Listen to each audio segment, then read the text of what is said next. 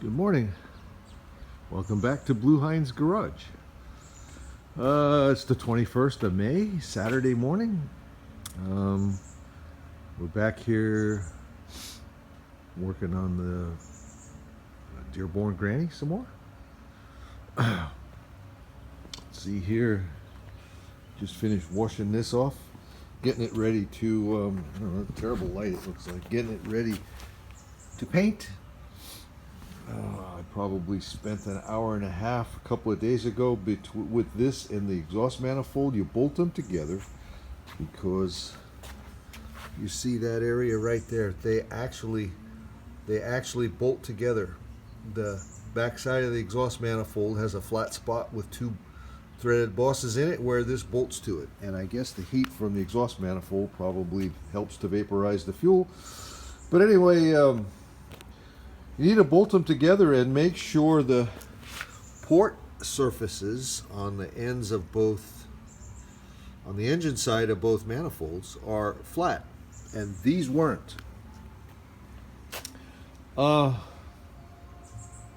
They weren't off probably by more than maybe a 16th, but they were off. And, you could bring them to a machine shop and obviously have them milled. And once again, I'm trying to do this like someone would do it, a farmer you might say, someone would do it, a shade tree mechanic on their own. So I used a combination of files. I did what I could to clamp it to the bench with the port side up, the engine side up, and used a mill file and a coarser half round. That takes quite a bit of material off, and it still took me probably an hour and a half to go across. What is there? 4 ports on the exhaust manifold and the 2 on the intake, all bolted together, makes what, 6 ports? So it still probably took me an hour and a half to go across them all to where the files were laying flat across all of them. Anyway, that's done now. The exhaust manifold's been painted with high heat paint. I just finished washing this off, did the easy off thing a couple of times because some of the grease that was on there was kind of old and dried and hard. So anyway, that's pretty clean now. I'm going to bead blast that. I got some more sand yesterday for the bead blast cabinet. Going to throw some of that in there and blast that, and then it's ready for paint. Once I, what do they call that? Wax and grease remove, the pre-paint thing. I use that when there's no paint that I have to worry about. I use that Eastwood stuff called pre. It works quite well. If there's paint or whatever, you got to be careful because it feels like it's softening the paint. If you're working around a painted area that you want to kind of protect. It feels like it's softening the paint, so I'm a little leery of it there. I use a different product there. Anyway, here we are today. We're going to, the plan today is to take this off of the stand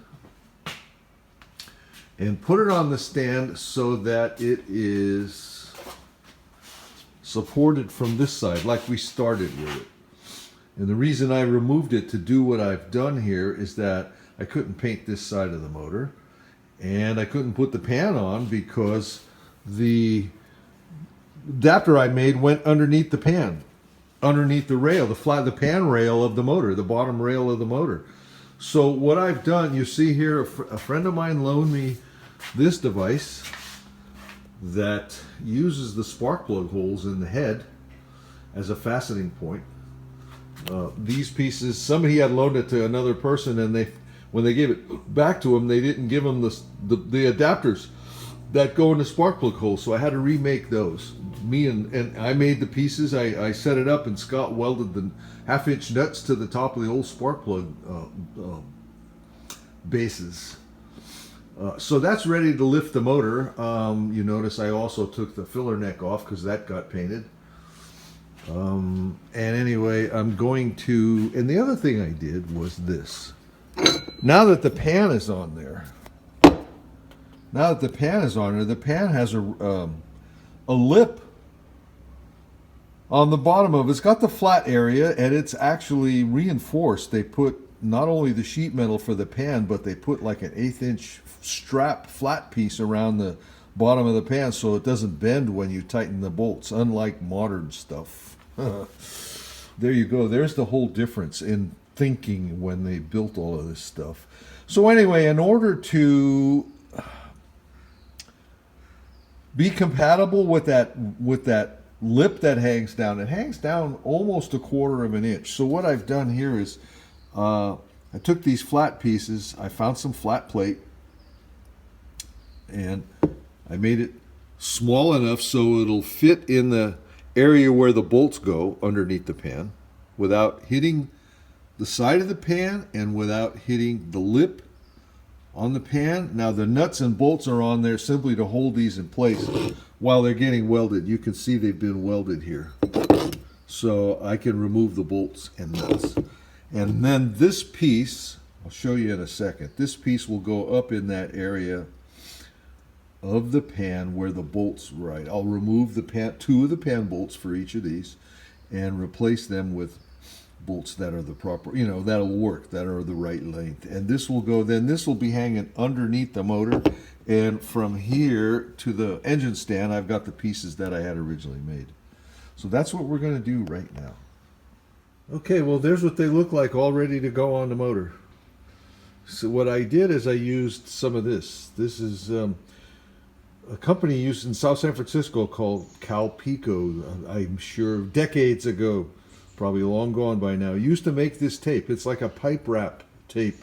It's heavy, and you use it used to anyway, use it when you're burying pipes in the ground, for long life. It protects the pipes. You'd wrap the pipes with it like electrical conduits and plumbing maybe. But I know in my case, electrical conduits where it was engineered and there was a specification and you were burying these stuff in the ground and they wanted it to last a long time, they'd have you pipe wrap it with this tape, 10 mil tape. I put 2 layers of that on here in an effort to protect the paint at the bottom of the pan and provide a long flat surface, a bearing surface for the load that was going to be on these.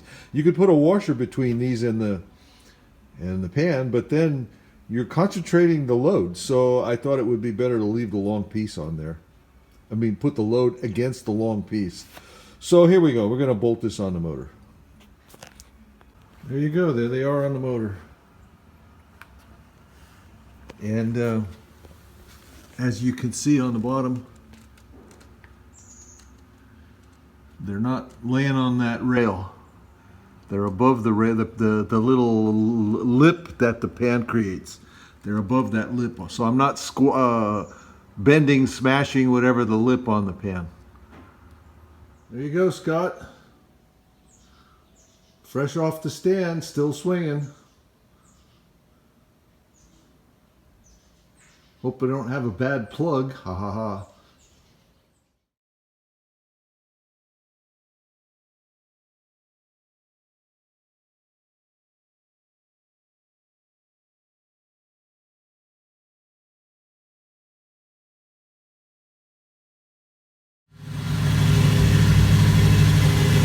Took advantage of the opportunity and did this. Thing was half uncovered because I had to move the welder and the cherry picker. And I've been wanting to do this now for quite a while, just didn't want to go through all the necessary movements. So here we are.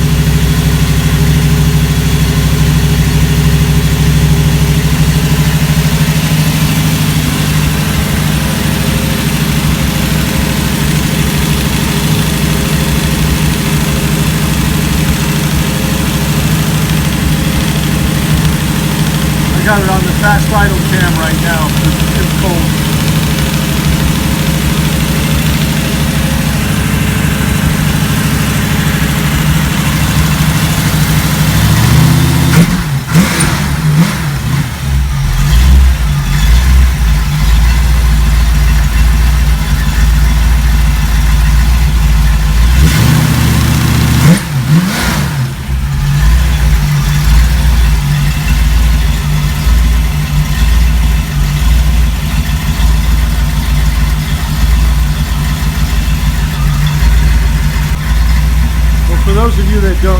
This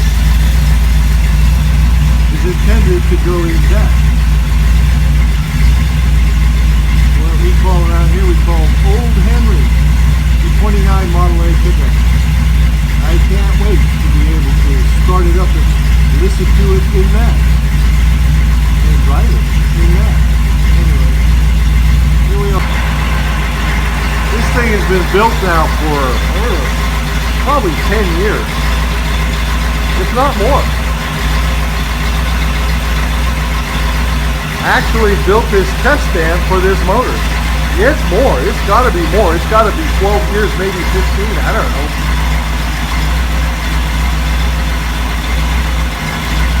This motor, actually, now that I'm thinking about it, this motor was the motor that came in that car when Scott got it at age 14.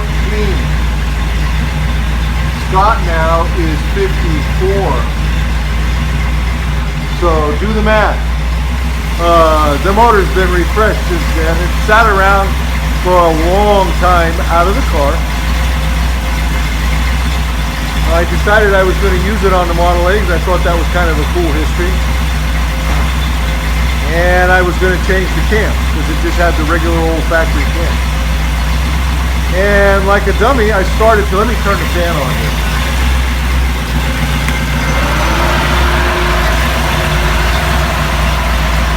Like a dummy, I started to remove the cam without taking the fuel pump out.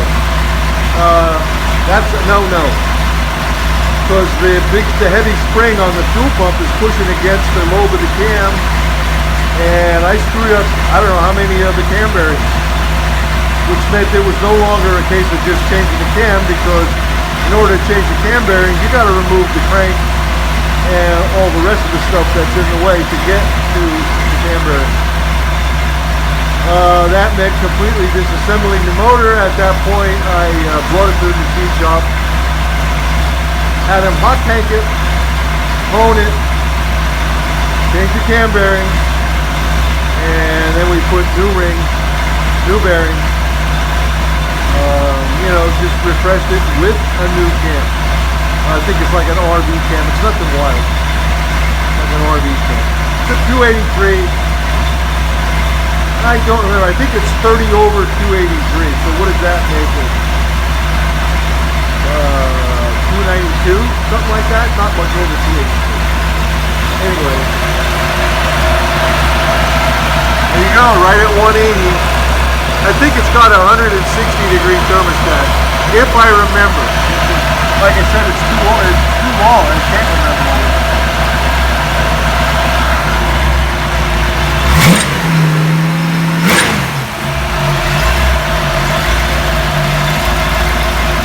Still runs nice.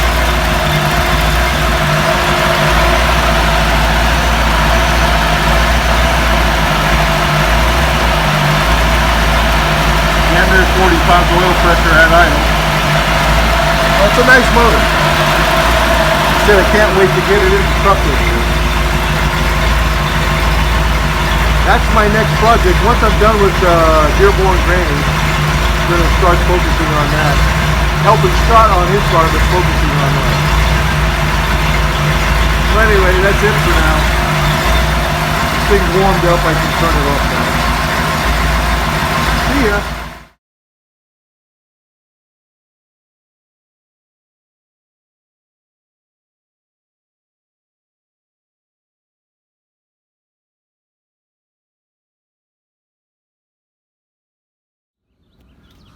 Okay, so this is the garage where we're doing the lighting. This is our storage area for all of our automotive toys, you might call it, and other stuff too. There's some tools and stuff in here.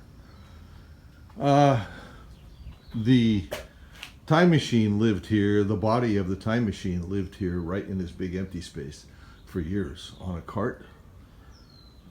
And you see all the sheet metal for that car is here. It's all been sandblasted and epoxy primed like the body has. What you're looking at here, this swivel, this dolly looking thing is a rotisserie that Scott used again for the time machine project. You see there's the seat for it over there. There's more light fixtures. Here's what I've been doing. I was here yesterday. Spent one day here. Well, like today, it's 11 o'clock right now, a little after 11. So I'm putting these up, that fluorescent, I'll show you the fluorescent, well, I think I already have. Fluorescent fixture that used to sit back there in that corner. And there was a incandescent light bulb here right in the middle. That's it. See, we rarely ever here at night anyway, but thought I'd use these. John got these for me. My nephew got these for me. They were installed in a new building, and the customer didn't like them, so they all got removed immediately, like they probably were lit for a few days, you know, during the installation process. And then they all got removed and thrown in the debris box. So my nephew John got these for me. Those are for Scott. And I had, what I'm hanging here, I had 6 of them that I really don't need anywhere else. So I'm putting them here, kind of get them out. I had them at home, stored at home, and I wanted them out of there. And rather than just store them someplace, I thought, you know what? I can use them here. I'll put them here. So I'll devote 2 days to do some wiring. See the Romex, the yellow up there? That's just what I had. There was a conduit running across right where the fixtures are. So I removed that and replaced it with that piece of Romex, modified the ends, and put the 2 red boxes. Those are some old fire alarm boxes that I had. They're new, but they're fire alarm boxes that I had in my inventory. So today I'm going to run the wiring between the lights. I got to put one more up here, right behind this one, in the same bay as this one. No, maybe I'll go over one. I'll go over here in this bay and put one more here. With this rack up here, I'm not going to put a 3rd one on the back side here. Can always do that later if I want to. Anyway, later I'll show you what it looks like when it's done. Here's what was most of the lighting in that garage. You can see this was intended to be part of a row of fixtures. That's what that piece hanging out past the reflector is, to hook it up to the next fixture, make a row, a whole line of fixtures. This guy that we bought this house, this duplex from, was the cheapest bastard you could run across. You see it everywhere you work on this place. You see cut corners, and it looks like the guy was an auto mechanic, and I don't think he did any of the work himself. I think he hired people. And then he was so damn cheap, it looks like he pissed all of them off. So they really did shitty work. I mean, we had to redo the floor in the kitchen. It was done so badly. Where they turned a garage into a kitchen. They put a new floor in what was garage space, you know, a raised floor. And it was so out of level and badly framed that we literally tore it out and did it over. Like I said, it looked like they intentionally did a shitty job because he probably pissed them off. Anyway, that's kind of what we read into all of this. But this was the lighting in the garage. This and a bulb, an incandescent bulb in the middle. And while we don't use the light much because we rarely go there, almost never go there at night, I have these fixtures, and I'm going to use them here. About 2 days worth of work. But anyway, at least I'll have the fixtures in use and out of my way. Here you go.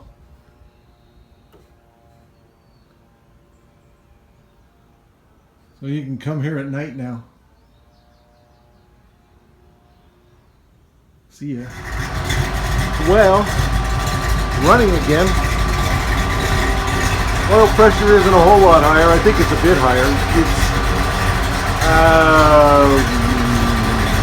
roughly around 20 maybe. It gets lower depending on how fast it's idling. But it's running good. You hear the fans running. It's been running now. The battery was dead. It's been running now for about probably half an hour, maybe more altogether, because I timed it. I got it set at initial timing is set at right around 14. The directions say the distributor puts 21. So 14 and 21 is going to be at full advance is going to be 35, which seems like it's right in there. So anyway, like I said, it's a runner again. All right, later. Got a bunch of these old nylon casters. I don't know, they're 5-inch maybe in diameter, that are takeoffs from when I was still working. They had them on some big tanks, stainless steel tanks that they would roll around. And these were grossly undersized, so they couldn't handle the load. And they took quite a few of them off. They were, obviously 4 on each tank. They probably had 10 tanks that they used to roll around. And like I said, these things were getting toasted by the weight of the tank. There's what they look like when I'm getting done with them. So, see I'm cleaning the wheels, cleaning all the stuff off the edges. Some of them are really pretty nasty. And what I need here is an axle that has the grease fitting in it, because one of the ones that I had picked out that I was doing, that I have the axle, but it has no grease fitting, and I can't find my grease fittings, and these are a little tiny fitting that I don't have anyway. So you're going to use an axle out of another wheel for now. Okay, well that'll work. There's 2 swivels and 2 straights, so Granny ought to be happy. Later. Hello there, welcome back to Blue Heinz Garage again. What is it? Monday afternoon, Memorial Day. We're doing here is a late start, but what we're doing here is trying to build a base for a cart to put to actually make the Dearborn Granny test stand. This will be the base of the Dearborn Granny test stand. If you watch these videos, if you've seen any of these videos before, you probably recently saw me and Scott changing all the doors at his house. And in those videos, you saw all the doors in his garage all stacked up, standing up on their sides in a cart. Well, this was that cart. Scott made this so that when the doors got delivered, they can put all the doors. You don't want to stand doors up on their bottom or their top, because if they stand that way for any length of time, they bow. So he made this cart so the guys delivering the doors could put all the doors on the cart on their sides. And then if he wanted to, he could move the thing around. He had casters. You're looking at the bottom side of the base here, and he had casters attached on the corners. That's why he made the 2 sides as wide as they are, so he could attach the casters. I brought this home when he was done with it, and I'm going to use it, although I need to modify it. I checked into it yesterday, measured the motor, and got the radiator out that I'm going to use and all that stuff. And it's too wide. I knew that. I knew I was going to narrow it. But it's also too short. Between the length of the motor and I need to put a battery on the cart and whatever else, it's too short by 6-8 inches. So right now it's like 42 inches long and 42 inches wide. So what I did today is I went to the depot and I bought 3 8-foot 2x4s. I'm going to replace the 2 sides and probably what I'm going to do once it's narrowed, it'll come over to about the 3rd 2x4 you see there. That'll be that edge. It'll narrow about roughly 26 inches wide is what I'm going to make it based on the width of the radiator. That's the widest thing I need to accommodate here. So what I'm going to do is replace the sides, the 2x4s, the long 2x4 standing up on the 2 sides. And the flat one in the middle, I'm going to use what I have. I'll have a joint in the middle on that one, and I'll reinforce that center joint. I'm using the material that I have. I have this and probably 6 or 8 2x4s standing up against the fence that I'll use for verticals and whatever else. I have plywood, so I'll cut a piece of plywood for the top of it, to make the top of it. Anyway, here we go.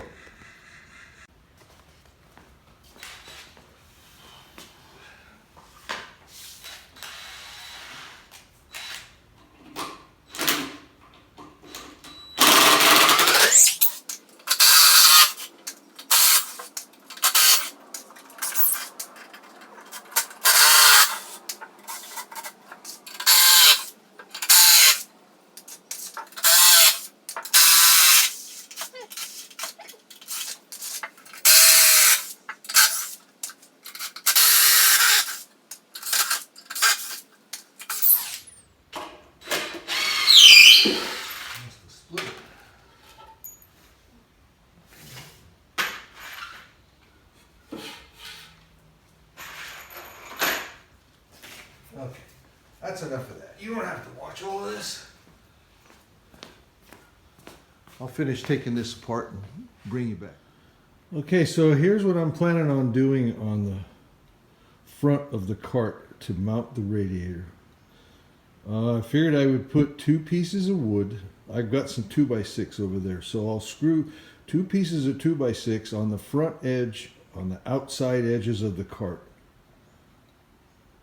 And then I'll put the strut, you see the metal stuff there, I'll fasten the strut to that and the radiator to the strut. It's an easy way of mounting a radiator.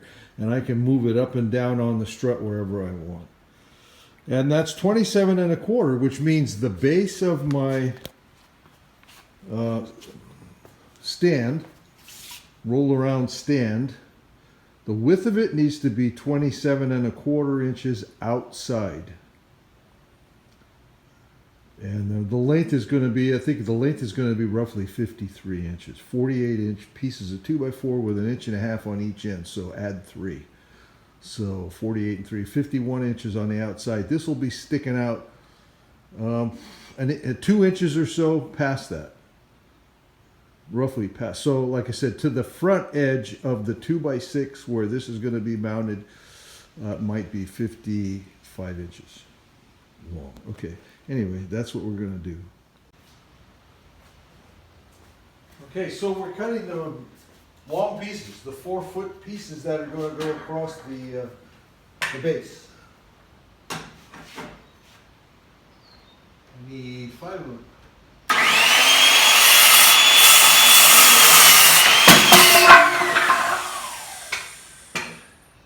And that will give me my 5th one.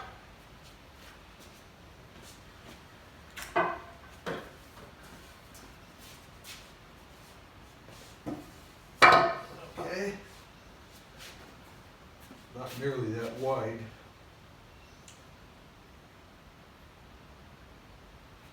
Okay.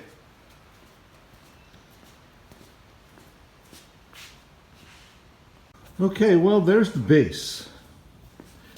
Wheels aren't attached yet. They're just sitting there right now. But that's where they're going to go. So it's, what did I say? I made it 27 1/4 wide, and it should be, I didn't measure it, it should be 53 long. 48 plus 1.5 inches on each end.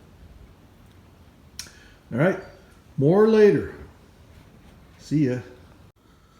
You can see the fasteners there that are holding the casters, and they're attached to that 2x4 that runs along the bottom of the 2 side pieces. For additional peace of mind or whatever, you see I added a little 2x4 block above that, also attached to the side pieces, just as a little bit of a load carrying reinforcement. You know, don't want to depend on those, whatever they are, number 10 screws or something like the grabbers, you know, in that bottom piece, and the 2x4. I mean, they're solid wood splits with enough load on it. I don't think I'm loading it that much, but like I said, I don't want to take that chance. So I'm going to do that here too. You see I got the little blocks cut there. I'm going to put them over the top of the carriage bolts and fasten them with additional screws to the 2 side pieces. Okay, well, there it is. There's the base of the run stand. the Dearborn Granny Run Stand. You can see. So I keep saying 53. It's 51 inches long by 27¼ inches wide. Okay.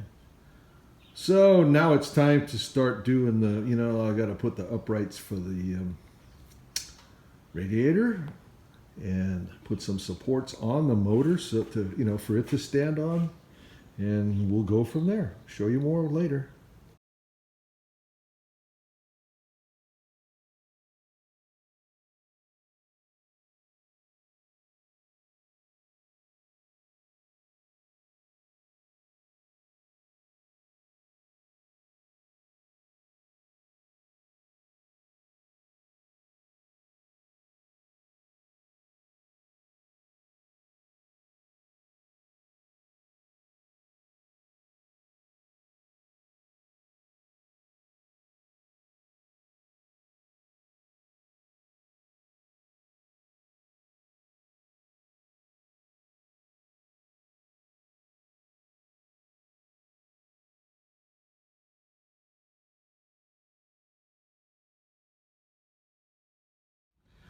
Okay, well, we're going to try recording, putting this thing on the stand, on the cart. Okay, so, what I did is I started backwards already. Let's see how that goes from here.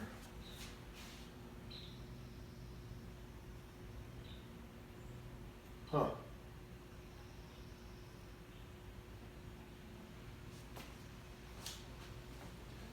Started backwards already because I started with the stand inside between the engine and the cherry picker. Not a good idea.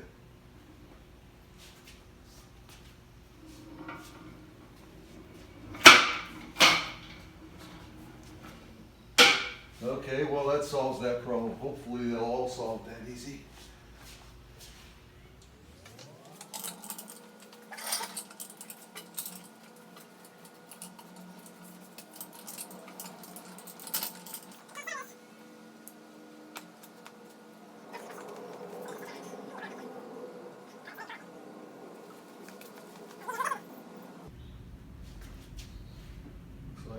Something like that. Something like that. This thing is really hard to control.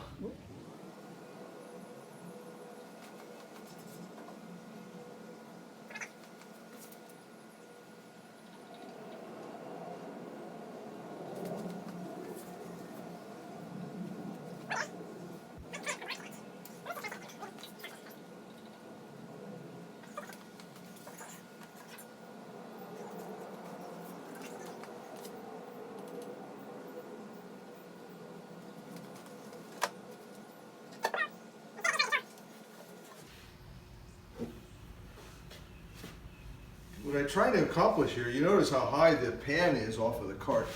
I tried to set this up so that I could drain the oil if I wanted to with it on the cart. Because this motor really is going to live on the cart. It's not going in the cart. What I did when I made these legs is I leveled the motor. I leveled it sideways and put a level on the carburetor flange on the manifold and leveled it front to back based on the carburetor flange, so the carburetor would be sitting level when it's on the stand. Well, you see the level's still there. And it's right on. It's level.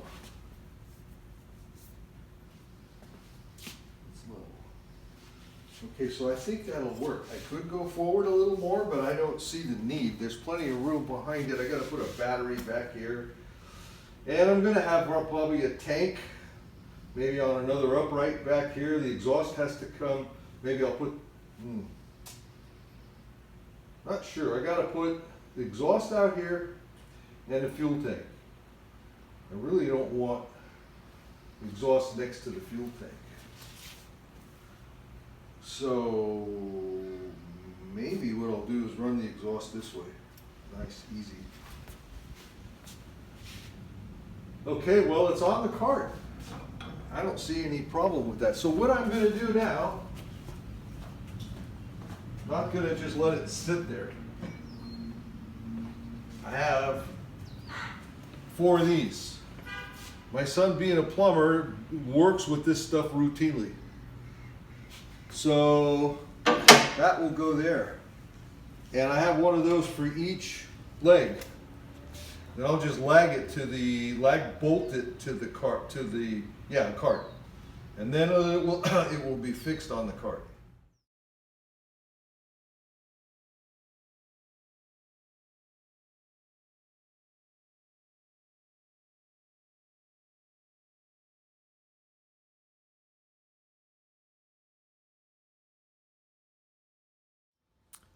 Hello there, welcome back. Well, I don't know, what's the date today? 3rd, I think? June 3rd? June 4th? I don't know, right in there. It's Saturday. And I think it's time for me to do a video and show you the progress to date. This is getting to be long. I've got quite a bit of material. Since the last video that, to put into the next video, so I think this is probably going to be roughly 30-minute video, I'm guessing. Anyway, so this is where we're at with this project. Motor's on the stand, the radiator is mounted. You see I have installed the starter motor now that the engine stand stuff is out of the way. A starter motor can go in there. Got the water outlet on the side of the motor. I ordered one of those pipes yesterday that goes down towards the Model A radiator. This radiator being different. This is a 57 Chevy radiator, so it's not configured the same. I'll show you what I have to do with that. Just last night, installed the fuel tank that I'm going to use. I bought this little tank. It's intended to work to be on a little generator. It's, I think, 5 liters, which just for the motor on a test stand will be perfect. Anyway, so here's where we're at. I've got a list of things that I still need to do, starting with taking this intake manifold back off and painting it. I ordered a carburetor kit for that yesterday. I ordered the linkage rod that goes there. Right now it's just a piece of thick wire because I know the dimension of that piece. So anyway, I have to build something back here that, like, for the coil to mount, that'll kind of simulate the firewall on the car. The coil will mount on it. The solenoid for the starter motor will mount on it. And then behind that, another 6 or 8 inches, I'll put a second piece where I'll have all the control stuff. The push button for starting, the ignition switch. Ain't going to be any gauges. I'm not putting gauges. A choke that comes off the carburetor. And maybe some kind of accelerator thing. I'm not sure what I'm going to do with that. But anyway, that's where we're at. All right. Talk to you later. Bye.